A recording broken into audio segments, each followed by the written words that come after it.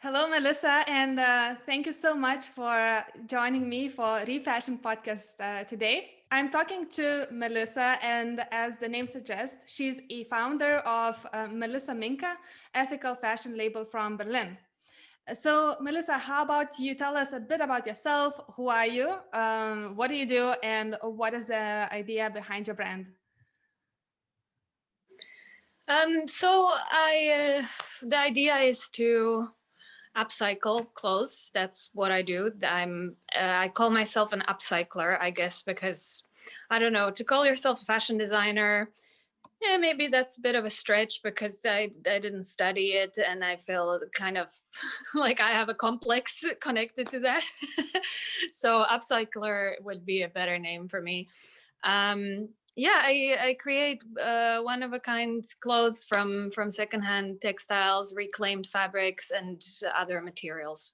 And the two main ideas behind the brand are I want people to have fun with clothes first and foremost, and to to just express their uniqueness and originality. And the second idea is to raise awareness about the issues connected to fast fashion and generally with the global society is facing today. The environmental issues are uh, the main focus, but I also talk about social and political issues. And what is fashion to you personally? So it's, as I said, it's about self-expression. I think for most people that's what fashion is, but I also strongly believe in the political element of fashion and the transformative potential. So that's very important. I feel like no matter what you do today, it should have this element because the status quo is not really working for the majority of people in the world. So we should all be trying to change that. And just to clarify, what do you mean exactly by saying political aspect, and how can fashion advocate that? I mean, what you put on is somebody had to make it, somebody sold it, and there are implications of this. As you know, most of the clothes are made by people who are not paid enough, not only paid enough, but they can be considered slaves by the standards. So that is political in itself. Just one example. I don't know. Another one. You can say a lot of things by with what you wear, whether it's a slogan or something or anything like that. I don't know, when women started to wear pants, that was super political, right? So That's true. that's what I mean. So I think in that sense, you definitely contributing to a higher cause. And I was just wondering, how did it all start? Did you start off with a political ideology in mind, or did it evolve through time? um yeah, I'd say definitely. I mean, what do you mean start? You mean start the brand? Start the brand, yes. Yeah, yeah, and that was one of the reasons. Obviously, I studied sustainable development and politics at the university, so um, that was definitely always whatever I was going to do in life. I would try to keep that in mind, whatever I learned and whatever I'm trying to achieve. So yeah, I I started the brand kind of by accident because I was unemployed in Berlin for a long time because I just couldn't find a job. Nobody wanted to give me a job. Then I got one job, but I got fired from it because it was a shit job. And then I was in the job center, and then they asked me like, "Well, what do you want to do?" And I'm like, finally, somebody asked me what I wanted to do because usually they just kind of give you the jobs that you're qualified for, and what I was qualified for. none of the stuff really appealed to me. I didn't really want to work for the government, to be honest. So that kind of came my way, and then I from the very beginning, I was using secondhand clothes and fabrics because I was learning, I was teaching myself how to sew, and I just didn't want to waste perfectly good material. So that was kind of my answer to that. And then from there, I don't know, it's very hard to explain because it's just so natural to you to like do these things. And obviously where it was in the beginning, it's way, further now. So it's like a journey. You, like, always try to make the most of what you do. And I hope it's the message is getting stronger. I know how to go about it. I learned a lot about what I want to say and how, and whether what I'm saying is helping, who it's helping. Is it helping me, or is it helping everybody? So it's still, I'm on a journey to like figure out how to do it best. I think it was a very deep answer. And if I'm correct, you started back in 2018. So it has been pretty Yeah. rough 2 years for you to go through the whole journey and face those challenges that you quickly touched upon already. What would you say would be the main 2 or 3 challenges that you have faced through the journey so far? Well, the biggest challenge I think for anybody who's starting a brand from scratch is that you have to invest some money into, if you want to make it yourself, obviously, then you have to get some equipment, you have to get a space. I'm still working from my living room, which, because I still don't make enough to have a space. So that's definitely a big challenge for anybody who's starting out. Is if you don't have money, then it's going to be quite tight and quite stressful sometimes. And a lot of the things you'll just have to be creative with um, because you just don't have any money. And then another big challenge I would say is to just sort of establish yourself. My prices are not exactly they can't compete with fast fashion, and that's definitely a challenge to show people why it's more expensive, why they should invest in this rather than in a fast fashion thing. And as a new brand, that can be a big challenge because they don't know you, they don't know what kind of quality you deliver, so they might not trust you, and then they just end up buying from somebody more established. So that's hard to Um, it's hard to start because you don't have money, and then it's hard to make money. that sounds like the main challenge for sure. It is crucial to grow your business, and by growing your business, you also create a bigger team, and then obviously you want to stay with you longer instead of having short-term interns, or also maybe you want to reward them for their work as well. Yeah. I had many interns. At the end I was like, I really wish I could keep you and just throw money at you and you work with me now. And I can't do that. And you can also question the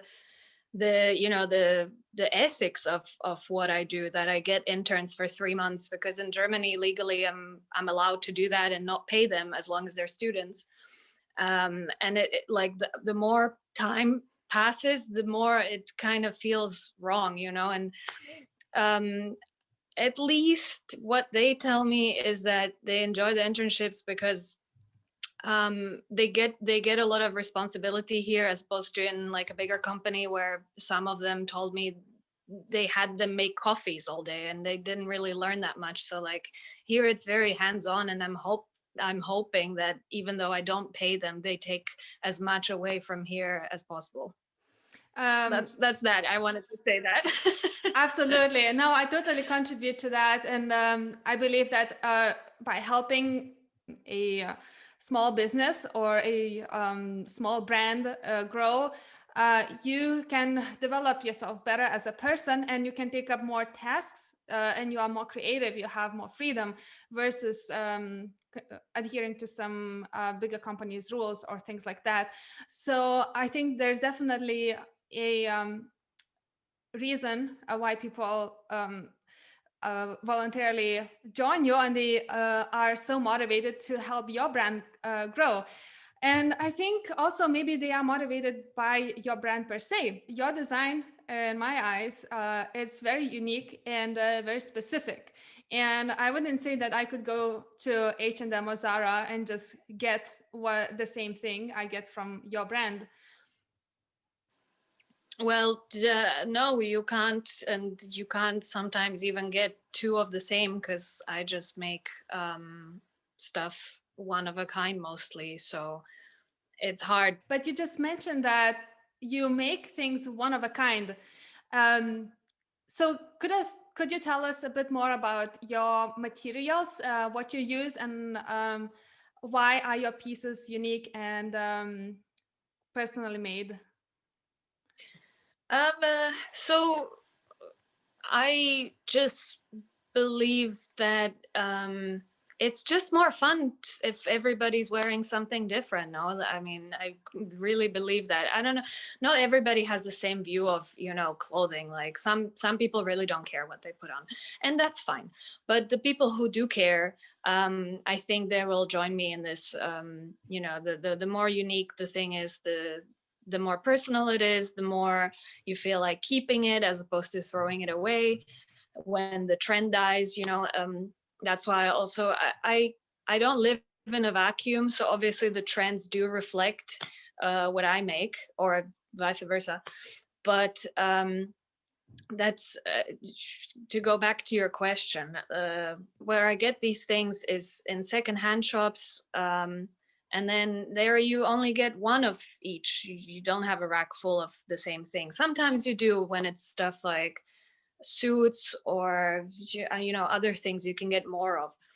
And then also I get scraps on eBay, for example. Like people are selling, I don't know, like pieces of leather, they're this big, and then you get like 20 of them, and then you can do a patchwork. So I get that. And then also in Berlin, it's quite interesting that, and I haven't really seen that anywhere else, is that people just put out boxes in the street full of clothes that they don't want, as opposed to taking them somewhere, or even, God forbid, putting them in the containers from Humana, and then they travel to Africa and they travel back, and it's like a shit show.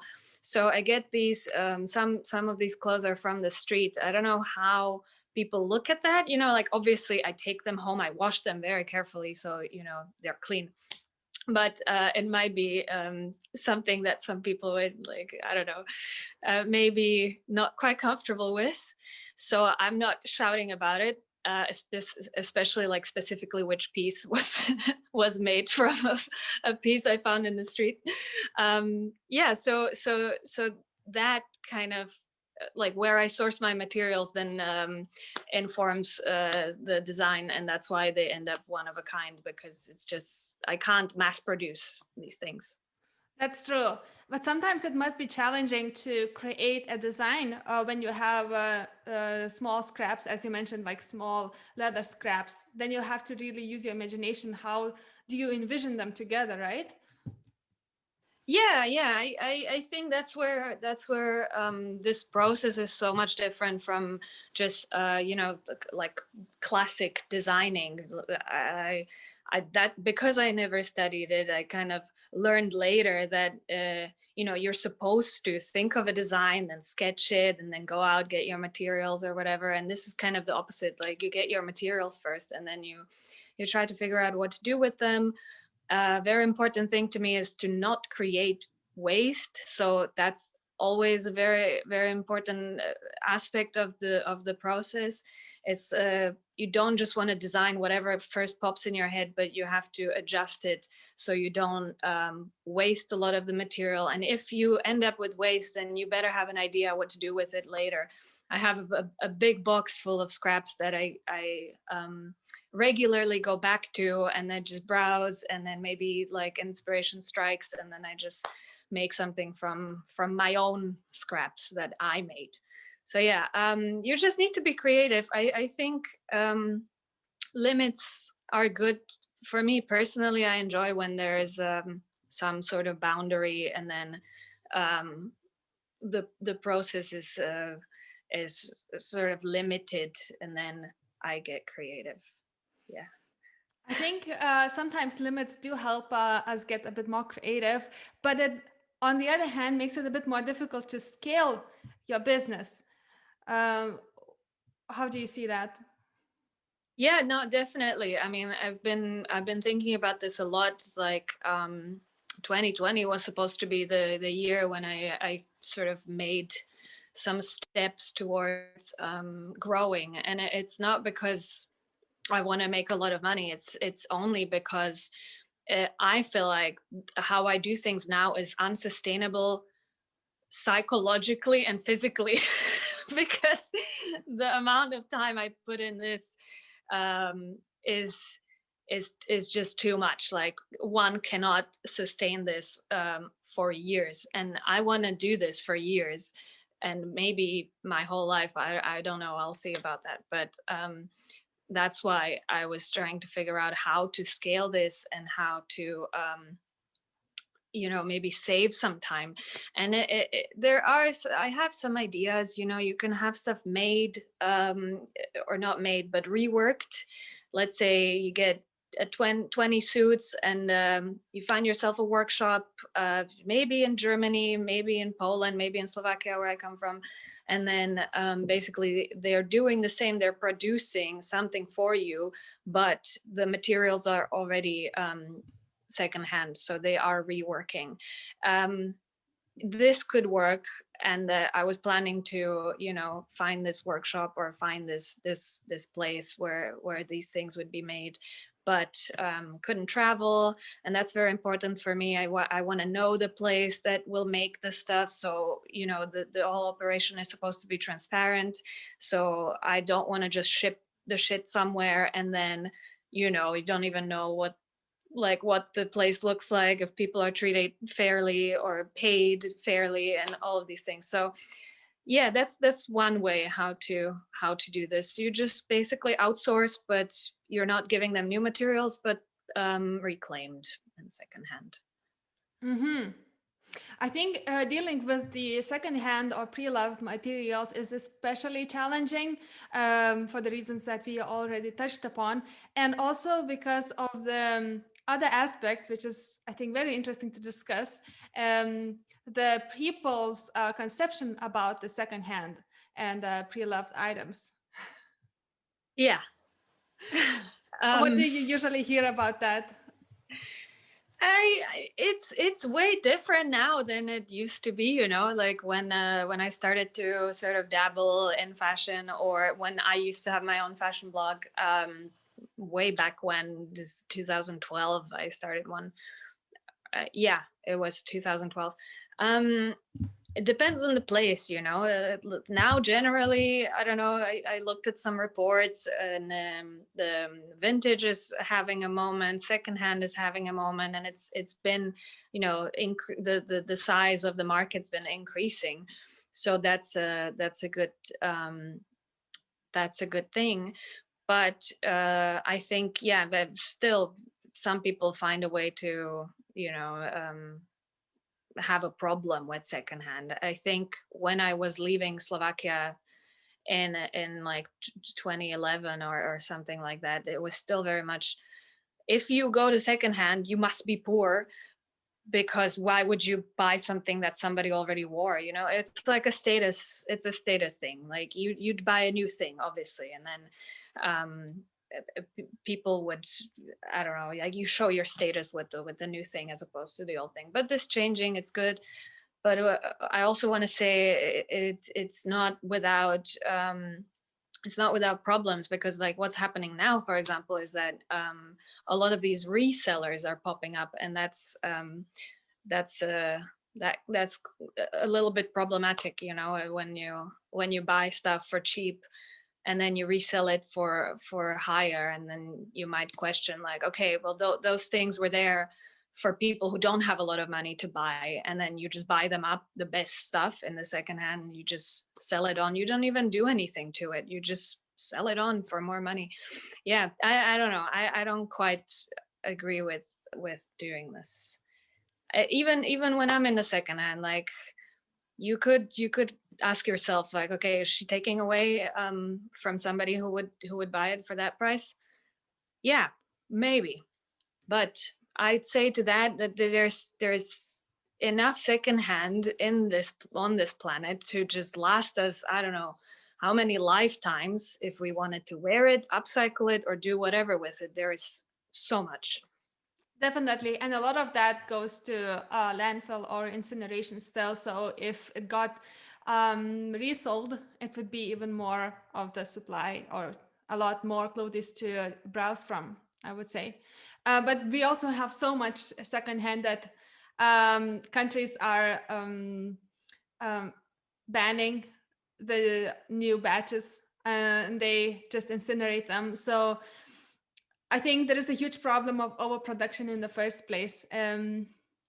Sure, overproduction definitely, and then you know the quality. Like not everything you can upcycle. There are, I don't know. For example, my least favorite material is like polyester jersey. You know, you Mhm. can't like you can't do much with that. It's really hard to do anything with that if you don't have the proper equipment, or even it just the material depreciates so fast that it's, of course it ends up on a landfill, and it, because the person who wore it, let's say 20 times, it's kind of dead. You just chuck it. That's true. I can totally agree that a lot of clothes which are being sold there of such bad quality that either you wear them off and then you just have to get rid of them and hoping that someone will recycle them or upcycle in the industrial setup, or at worst case it will just end up in the landfill because you just cannot do anything out of it afterwards. Well, yeah, I mean the recycling, you know, it's like it's hailed like, oh my god, we recycle, but I read but it was about plastics. It wasn't about just clothes, but it was 9% of plastics get recycled, which is really low. And also, as you said, you need special you need a special place where to recycle, special machines and all of this, and not everybody has that, you know. Mm, of So course. Do you know what is the recycling landscape in Germany? the only thing I know is that there are the dumpsters where you can put the clothes, but then Mm. it really depends what company is behind these dumpsters, because a lot of the time they take all of this and then they ship it like across the world to sell for really cheap in low income countries. So I don't know whether there is textile recycling here. I mean, apart from small brands like me and other ones that uh, specialize in upcycling or recycling of different materials. I don't know what else is here that Mm-hmm. recycles textiles. I think it definitely differs across different countries, and the landscape is yet to um, be improved, to say the least. Um, when we talked about the secondhand perception, you said in Slovakia it was definitely a status thing. Is it different in Berlin? Well, yeah, sure. I mean, I feel like here there is almost a culture of secondhand and vintage. There are so many places where you can buy it. Um, People, as I said, put these boxes out, so they kind of get it that maybe that's better than to put it in the big clothes bin. So yeah, if I had to compare it, I'd say here it's a bit the culture of re-wearing is a bit more developed. But it's I don't want to throw shade at Slovakia. Slovakia has there is new places are popping up more and more, so they're definitely catching up with this. Of course. Young people, and then the old grandmas who would shop in second hands anyway because they didn't care what people think of them. Like those are always going to be there. I mean, the best second hand sometimes is in Slovakia because the scene is smaller. So when I go there, I find the stuff that people don't want that I want. you know. Yes, of course. And I mean, I've been doing secondhand shopping since I can remember myself. And I would say it is definitely time consuming, but you can get secondhand treasures that someone else just dumped, but you value it. That's, then you take over and then it's become valuable to you. So I think definitely secondhand may not be for everybody. I think everybody should try it out at least. But there are some ways how we can bring it closer to people. And for example, a person like you, right? And you see the secondhand clothes through your eyes, and then you use your imagination to put them into new masterpiece. So then you bring it closer to those people who then see your creation, who appeals to them. And how I see your label as well is that it is some kind of a bridge, right, between the ethical fashion and contemporary design, because we are not really talking about um, any other suit you can buy somewhere else or any other pants, but just made by you. We're talking about very eccentric and a bit of a rebellious design, if I may say that. So I think you are definitely targeting a very specific audience. Do you notice what is the common characteristics of your customers who buy Melisa Minca brand clothes? Yeah, sure. I mean, they're usually young people. I wouldn't expect anything else, obviously. I have some customers that are a bit older, and I value them so much because I'm like, yeah, somehow, to dress extravagant or to dress a bit more than the ordinary is like a young thing, but I don't believe that. I think everybody can dress whatever they like, whatever suits them. So I'm always happy when I get like an older person ordering or like a custom order. um, then what else I'd say? They're mostly women as well because again, it's deemed um, by our society to dress more extravagant. It's like a girl thing or a woman thing, or men are afraid of it or whatever because people would shame them or call them gay or something like that. But this is changing, and that's great. So I do get some guys, and I think I'm still working on putting across this idea of genderless clothing. Like you can just wear it if it fits you, if you want to wear it, and it shouldn't matter what your gender is. So uh, mostly women, and then I'd say from urban areas, from bigger cities, I get orders, and that's just because again, in the city you have people who dress a bit more extravagantly than in a smaller places. Um, and then from all around the world, mostly from Europe, but I get orders from everywhere.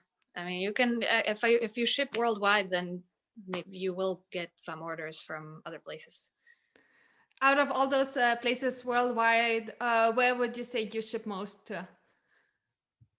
So not from Europe. Not from Europe, yeah. To the US. US. Okay, Yeah. that's cool.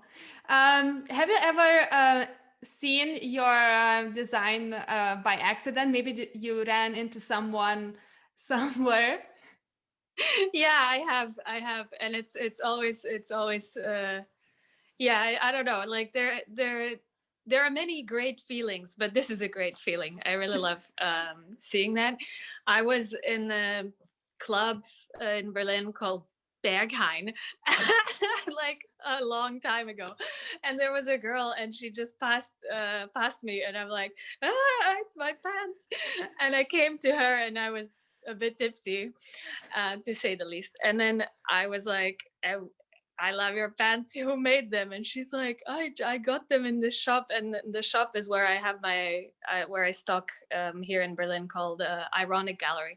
So she just bought them there, and she had like no idea that maybe I made them, or like maybe the designer is also based in Berlin. She just bought some pants, and then I told her, and we had like a nice combo, and it was just so lovely. I really loved it. That's so And she awesome. looked great. I cannot even imagine that feeling, but I bet it's amazing. You cannot really replicate it by anything else. I mean, Well, it's just about, like, I'm here all day making these clothes, and then we put them on models and they look great, and so that's like the initial, like, oh my god, I love this. And then the clothes go on their way, so when people buy them, and then it's kind of personal. Like, I think everybody who makes stuff themselves feels a similar way when it just goes off, and you're like, okay, I spent 2 days making this, and now maybe I'll never see it again. So I always try to encourage and nudge people to either send me pictures or post them. I'm like, that's what makes me the happiest, because then I see that they really like the piece and they want to show it off. So yeah, I wish that every piece that I make that leaves the studio, I could see again on the person, but that doesn't happen always. So yeah, I can understand that. I just hope you will get more of the visual feedback then. yeah, me too. And what do you think about the fashion revolution movement? About the poster "Who made my clothes," or there would be some fabric workers or some small brand owners who would hold the sign "I made your clothes." Do you think that has a certain relation? Does that create the relation between the person who created and the person who bought the item? Potentially, I mean, yeah, like, there's nothing wrong with that. It can only help. I don't know. Yeah, why shouldn't you know who made your clothes? Not even clothes, like other things, it's living in a city, especially. It's just everything's so impersonal. You don't know who made your food, you don't know who made your anything. So sort of going back to this kind of local vibe, that you know who made this, the person, maybe you even talk to the person, maybe you're even friends with the person.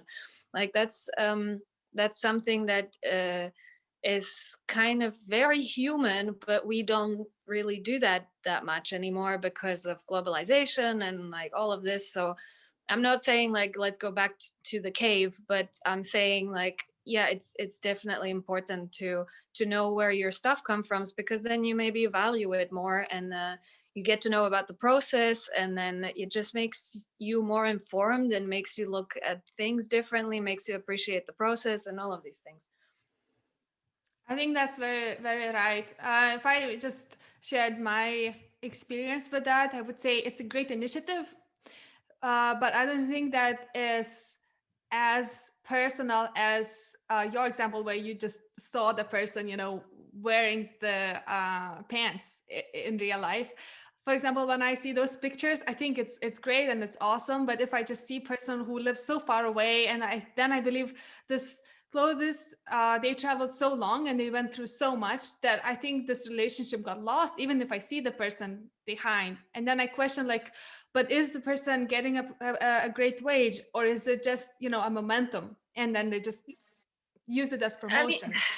yeah, you can always question these initiatives to an extent. Like, okay, how much of that is genuine and how much of that is marketing? Like, Yeah, sure, you can always question that. that's true. But then The just globalized world. Yeah, yeah, you're right. But then I recently just saw some people in Lithuania, where I'm from, holding those signs. And then I felt, oh, okay, now I can relate because this is something closer to me. This is something where I come from. And then I know those people, I know how they live. And I think it was very nice to see that. So it just varies through the extent, I think. But overall, the initiative is great. Yeah, just to Yeah, improve the transparency. one more thing. Yeah, it's, transparency is getting more and more recognition that it's important.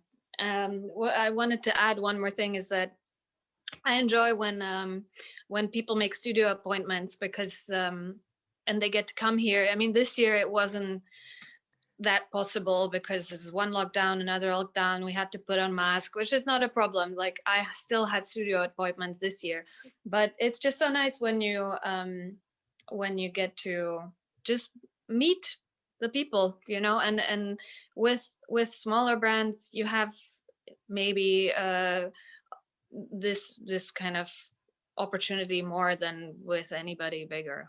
Like, whoever wants to book an appointment can come here, browse, talk to me, ask me how it was made, what was the idea behind it, and again, that makes the clothes, whatever you're buying, a bit more dear to you, and hopefully it makes you want to keep it until it falls apart. I can totally agree to that. But also with your brand, you try to advocate other causes like freedom of expression, social and racial justice, gender equality, and as you mentioned, therefore, you try to advocate the genderless fashion. Why do you think it's important to talk about those things and advocate that with your own actions?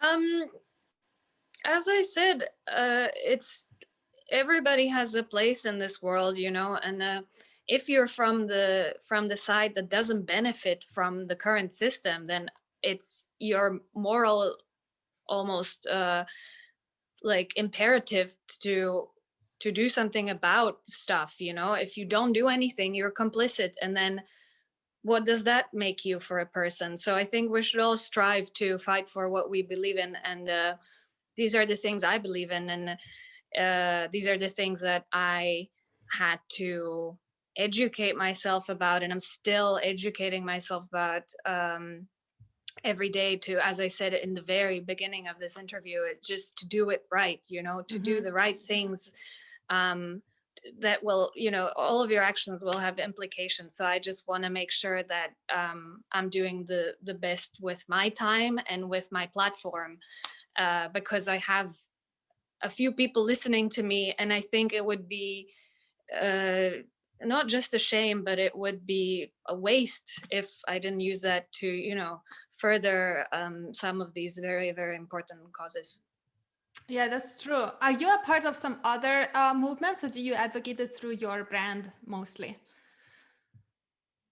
Well, this is the thing. Like, I think it's very important that I become a part of different things, and the sole reason why I'm mostly doing it through the brand is because time wise, that's what I can do.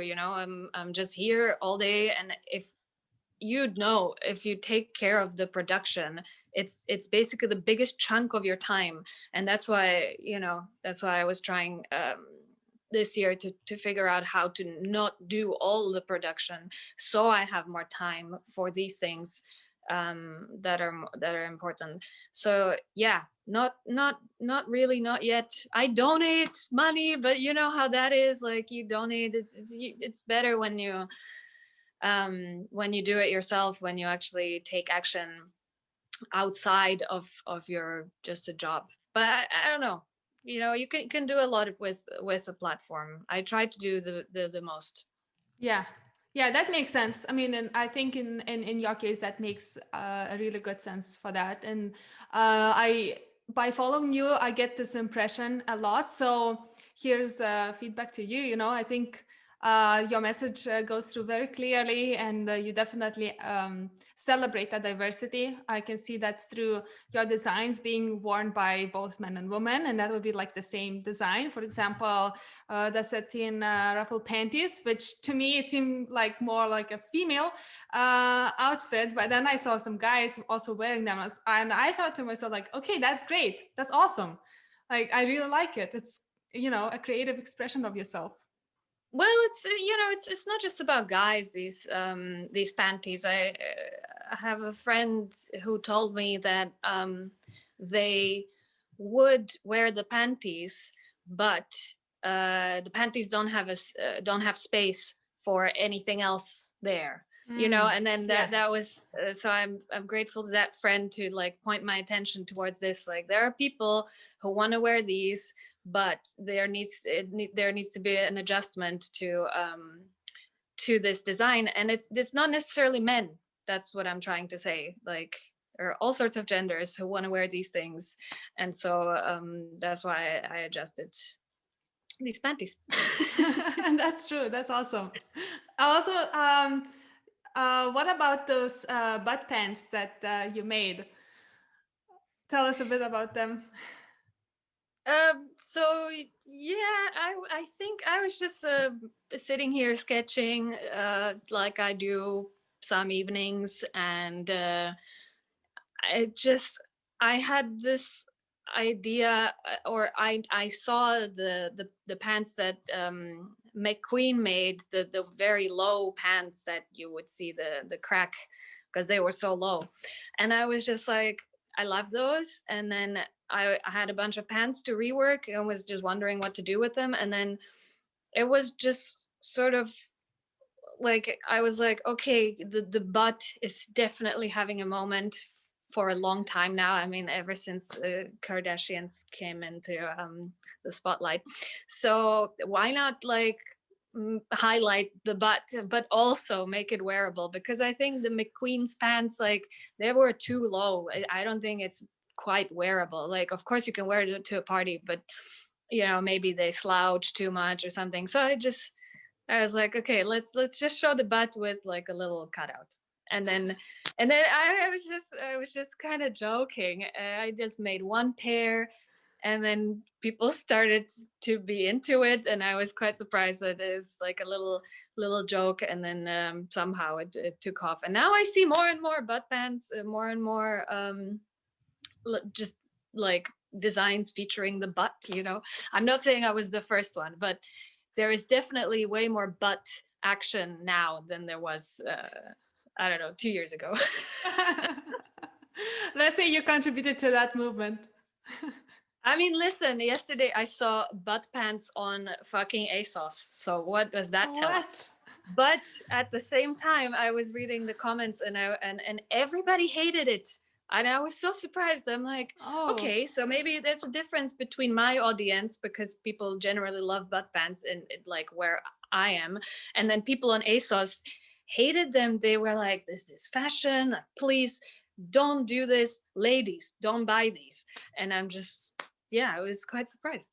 totally. No, I think it just appeals to different people, and then there is a reason why they go to your brand instead, for sure.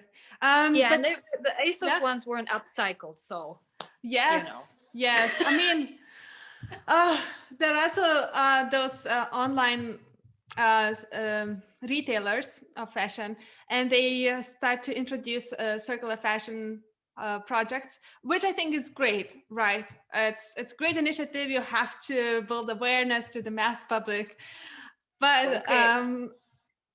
how true are they?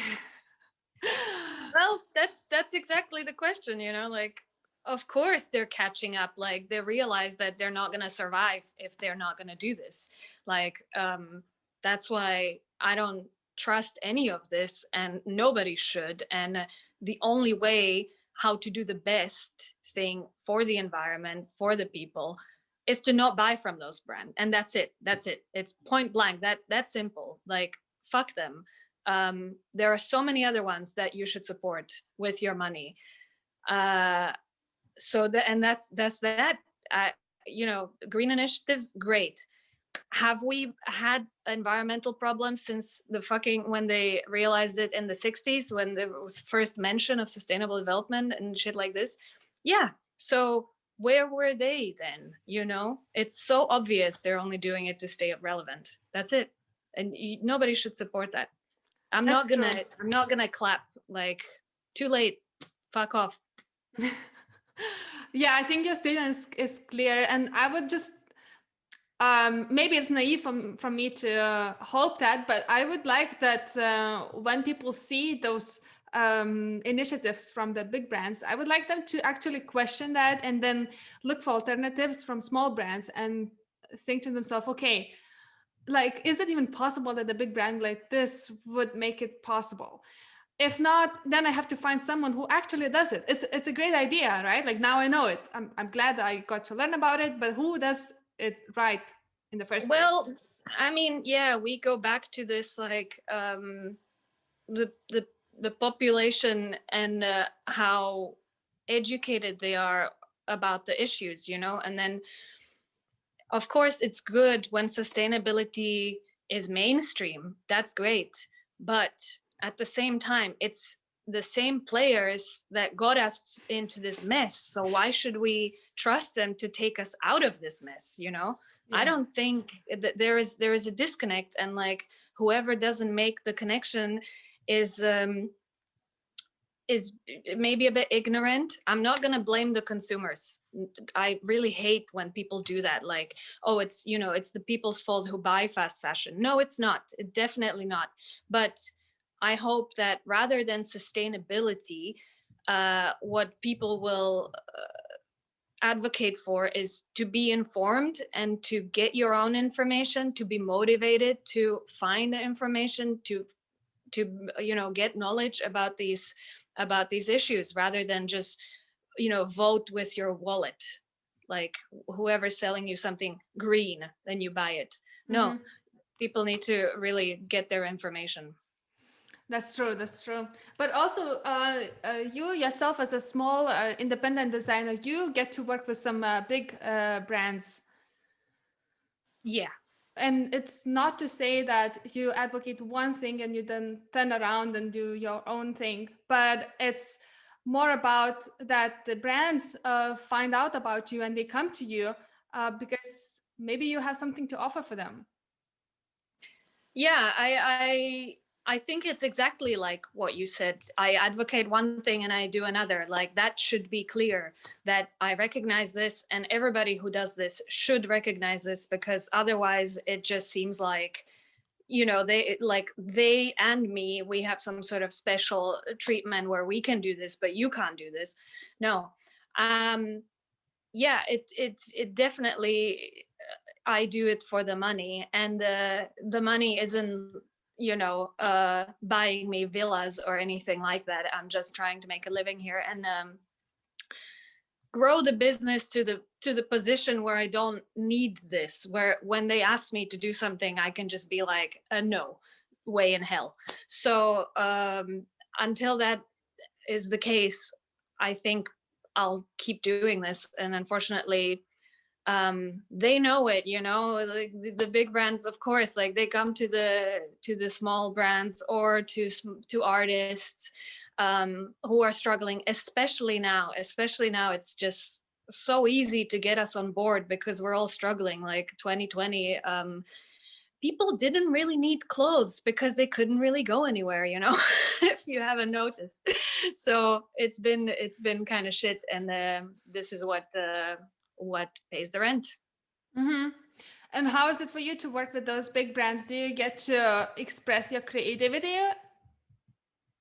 Sometimes, yeah, it really depends. Like, sometimes they're okay with you doing whatever, but sometimes it is limiting, and that's it's quite aggravating. But that anybody could tell you that, you know, if you have creative freedom in what you do daily, and then somebody comes in, they want something, and then all of these restraints, and the restraints don't always make sense, you know, not, at least not to me sometimes. And like, why?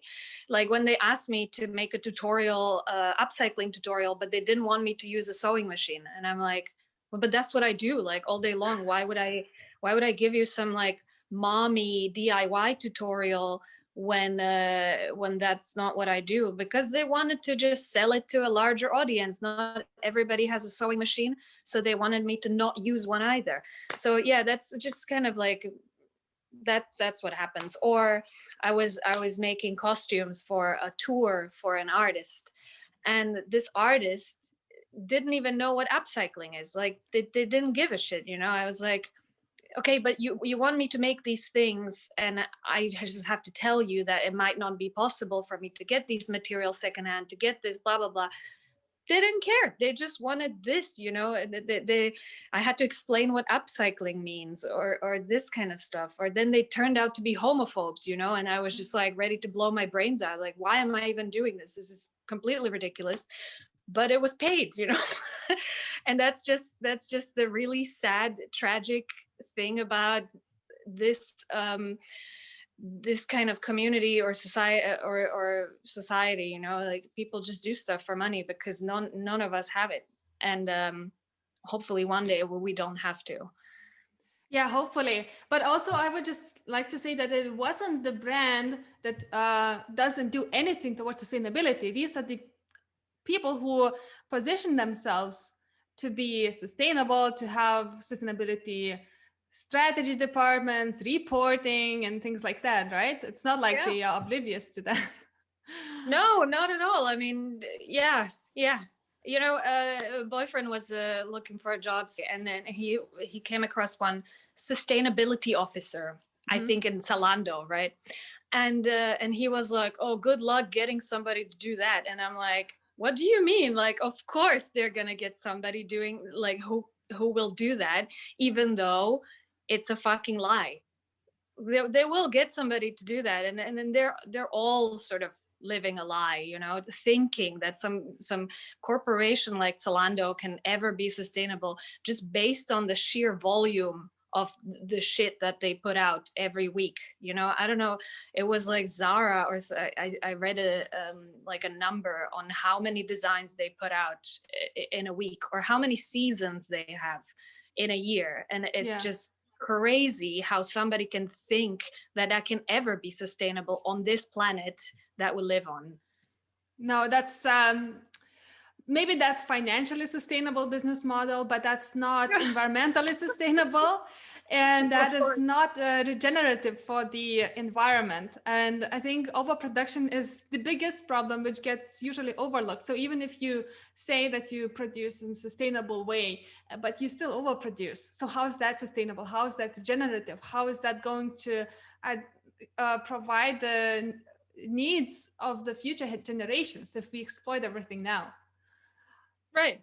So I think, yeah, but it's maybe in your case it is also voting with your wallet, because how I see what you do is that you take the money stream from the big companies, and then you try to direct that to sustainable causes, to some bigger causes, to launch your brand, to make people get wages for the items that you produce. And then by doing that, you can create more output and then find more customers. So it goes hand in Yeah, hand.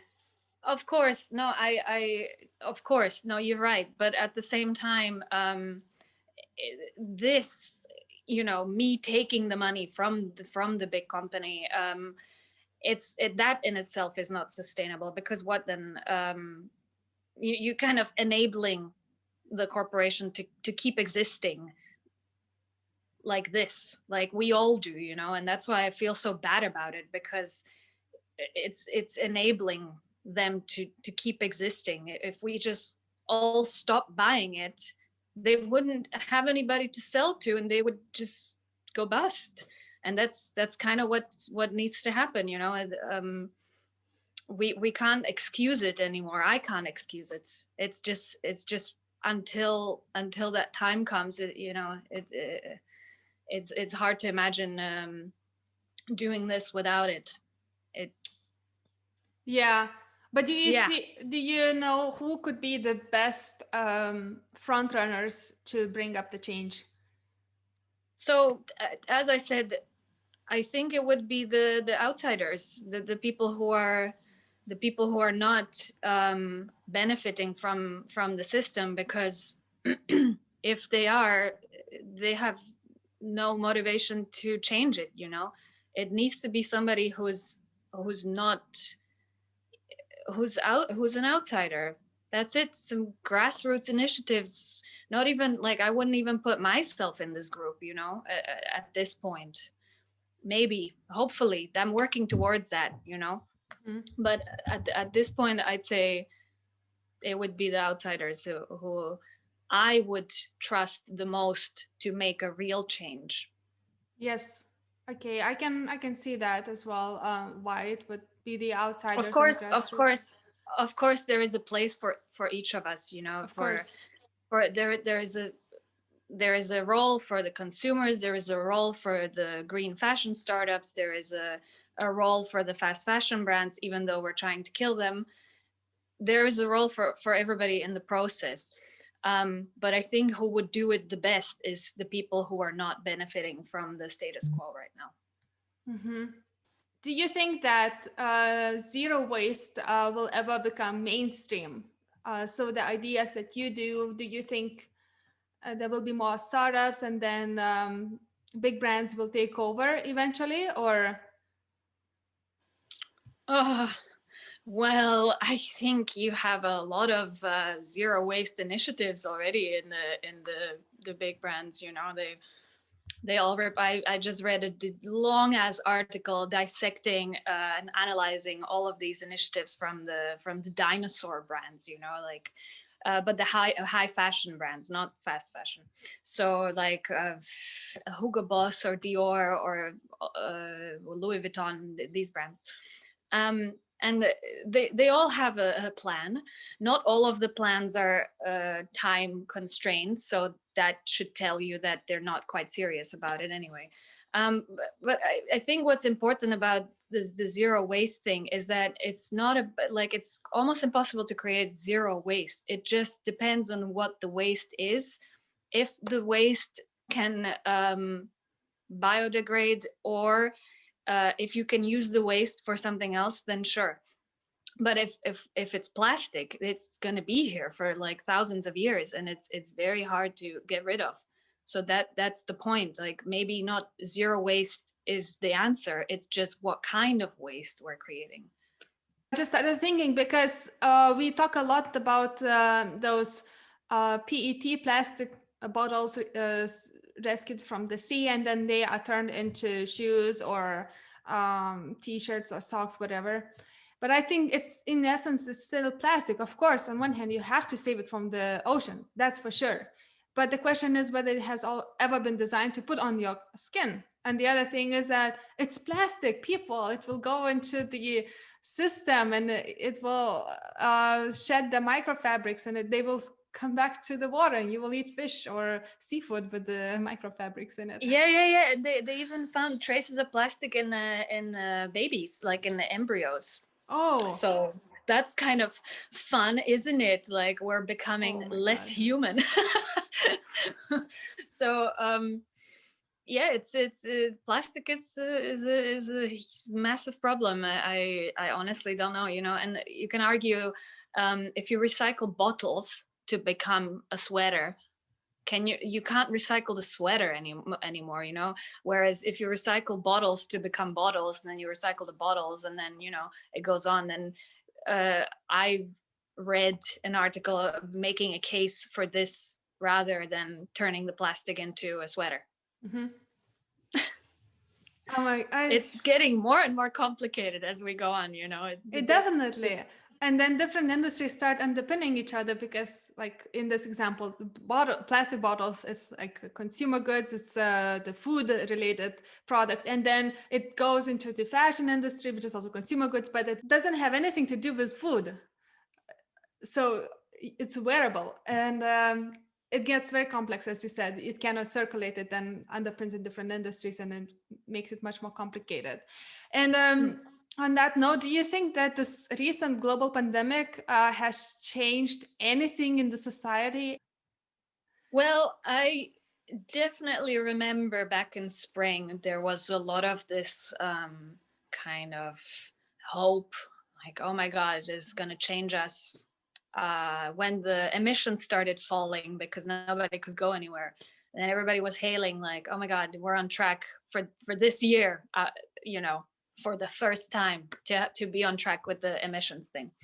And then I was very pleased to see that counter arguments started showing up, and it was about, first of all, 1 year is not a long time to change how people operate completely, and that's needed. We need to change how we operate completely, because this is not going to cut it. Like, this is clearly, it's too slow.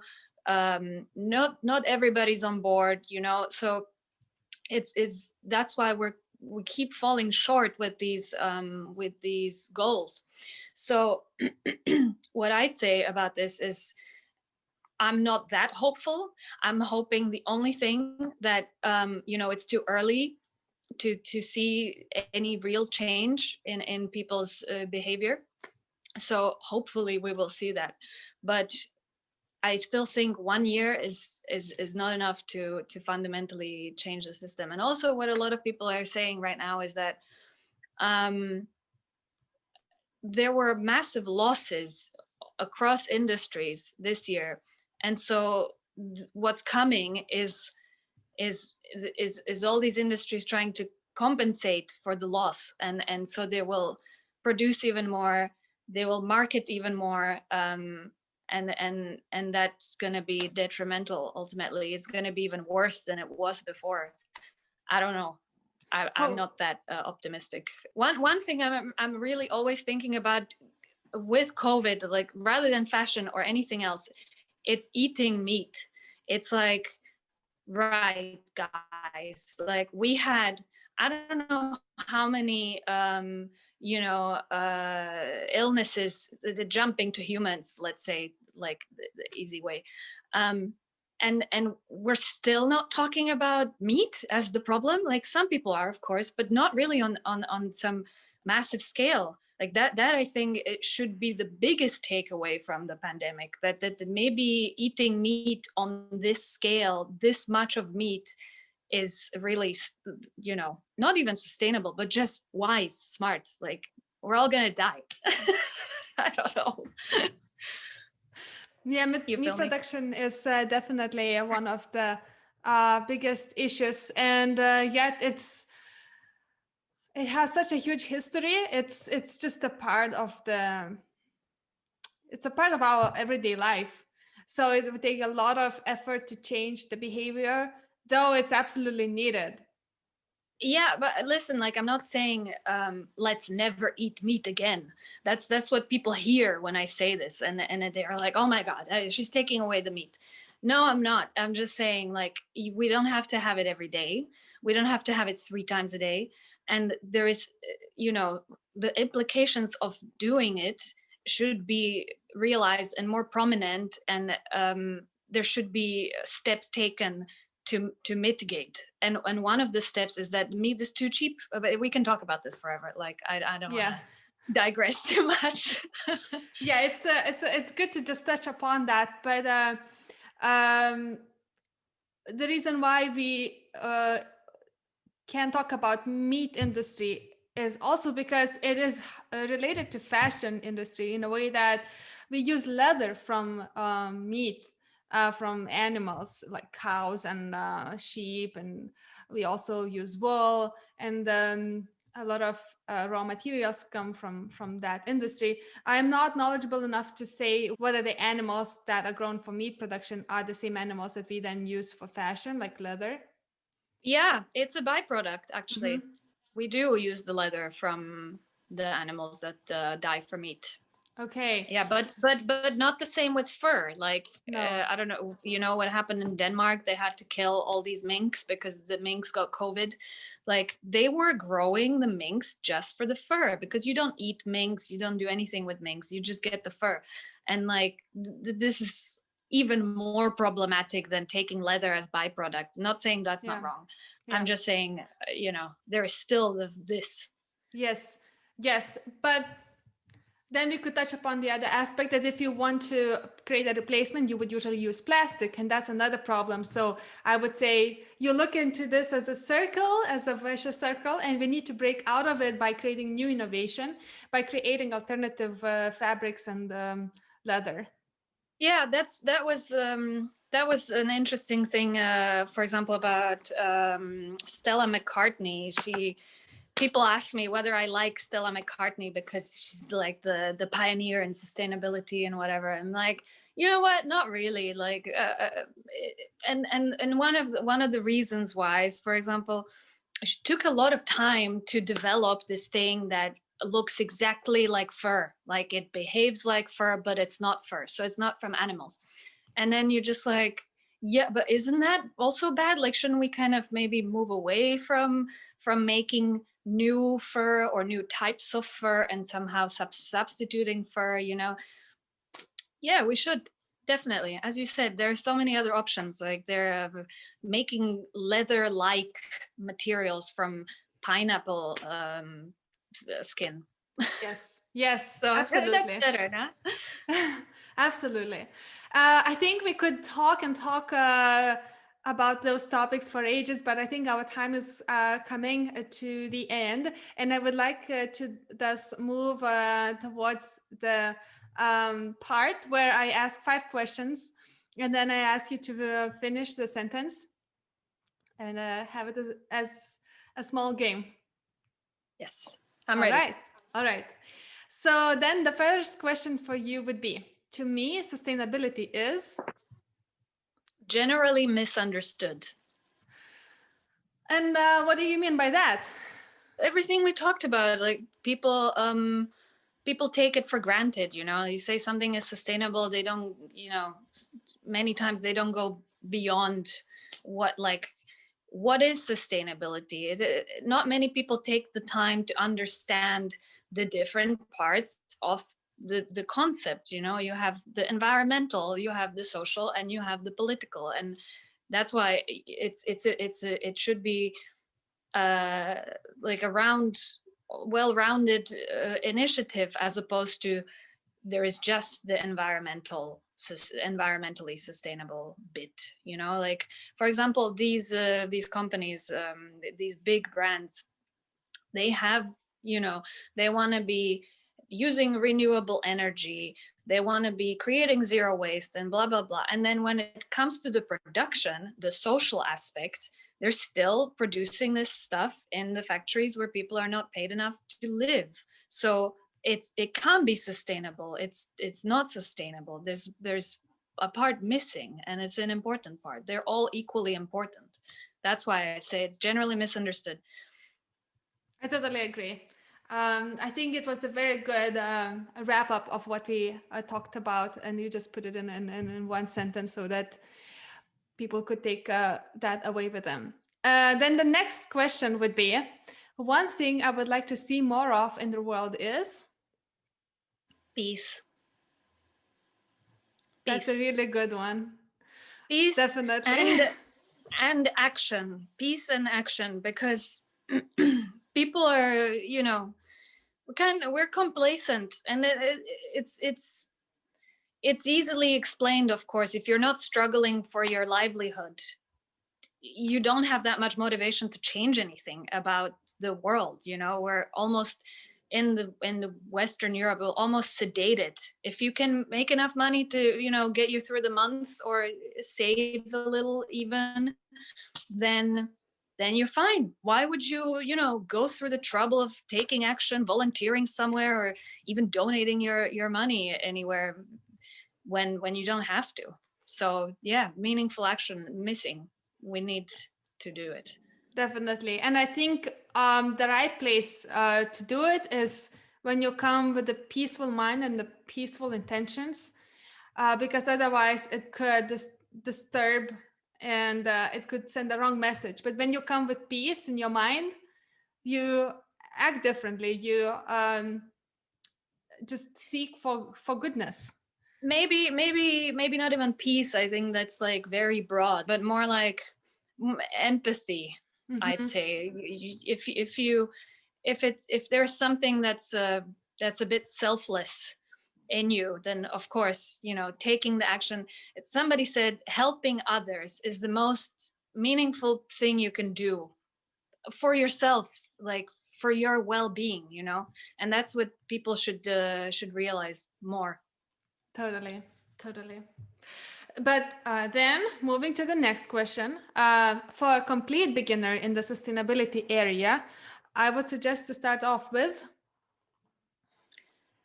stop buying from corporations that harm the world. Stop buying from H&M, stop buying from Amazon. Just don't do it.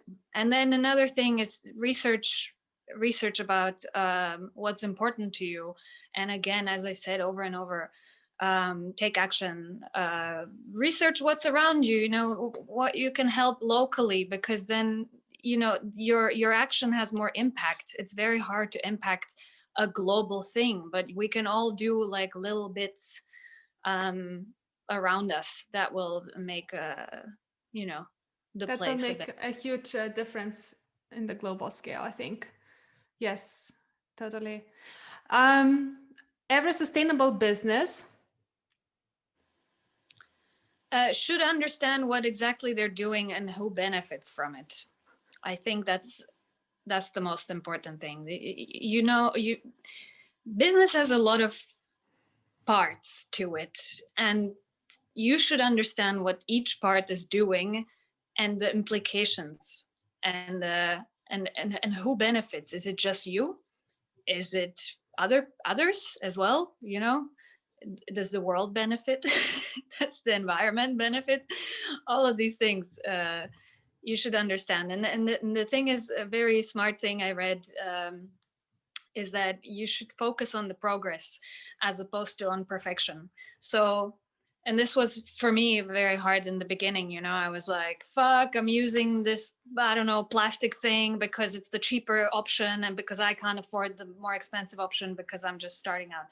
I would be very hard on myself, and it's good to be hard on yourself to motivate yourself to do better, but just focus on the progress and not the perfection.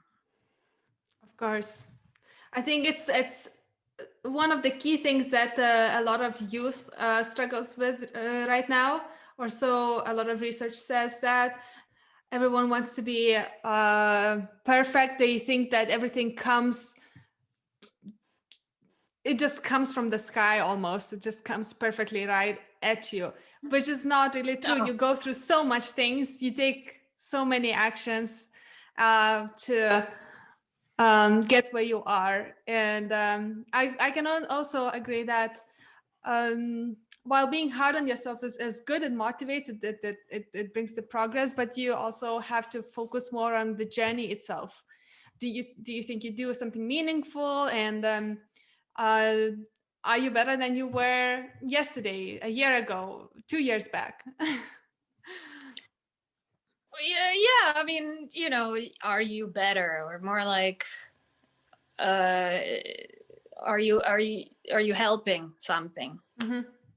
Yeah, That's because true. there's like a slippery slope. I feel like the social media, age of social media is, all of us is sort of gearing towards this, like, I need to be better, I need to do this, I need to do that, I need to, a lot of people, when the Black Lives Matter reignited this spring, they were like, okay, I have to be the best as at the racial stuff, so I'm just going to read a lot of books, including me. So this was a jab at myself, because the first thing I did, I just bought a bunch of books. Like, okay, I'm gonna understand this, I'm gonna get this. So yeah, that's a different thing. Like, we're not just supposed to be striving to be our best selves. We're supposed to be striving to be of best help to our surroundings. That's so true. That's so true. Um, and then coming back to your brand, how do you see Melisa Minca in 2 to 3 years?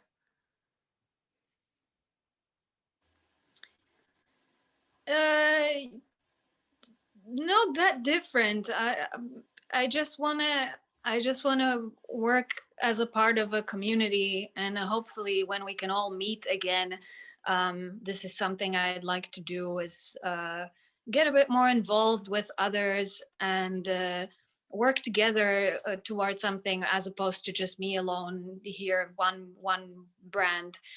2 or 3 years maybe a bit too soon for my bigger plan, but one day I'd like to to have my own workshop where I produce the stuff, well, not myself, but with others, and hopefully myself as well, because I love making stuff, so I want to keep doing that too. So yeah, like a little place, a little community around it, of like-minded people working towards a more just world, and still, bring people joy with clothes, because Yes. that's important to me. And where can people find you right now? Like my clothes. Yes, and where can they follow along your journey and interact with where you are and where you're at? Instagram is where I do my most marketing or content or whatever, and then on my website you can buy whatever you want. Always, I'm happy to answer any questions. Talk to me about uh, whatever you're not sure about with the clothes, because the process is a bit different than in a normal shop where you just click buy and that's it. So yeah, email, Instagram, go to my website, and then you can also book to come here to the studio and to have a little bit more personal experience. Definitely. I would absolutely encourage that to create more personal connection and trying out upcycling themselves, spread the word, and participate, engage with your brand. And also, I hope that you would see more visual feedback from your customers so that they will send you pictures or post and tag you there so that you could also reshare, so that this movement would ripple and it would reach more and more people. Yeah. Melisa, is there anything else you would like to mention? Or otherwise, what would be your three main key takeaways you would like everyone to take from this conversation with me? um the revolution is coming, be ready. Yeah, I don't know, I'm in this like fighting spirit right now. Hopefully it will last. So take that away. It's happening, and do what you can to help out, to change the system, basically rebuild it, open your eyes and get to work. That's your takeaway from this. It's And the last thing that's the most important is that it's very easy to be quite desperate right now, and to just, if you are perceiving what's happening around you, if you're watching the news, it's very easy to get desperate. But how you can mitigate this feeling is to take action, and it will help you to feel a bit less desperate. That's a really good wish. And on that note, I would really like to thank you for our conversation. I think it was very insightful. I myself learned a lot of new things. And I really hope that others will definitely find something appealing and interesting for them too. And if they are in Berlin, they would pay a visit to come see you, see your studio. Or if they're somewhere else in the world, go browse through Melisa Minca website. And I'm pretty sure something will catch your eyes as well.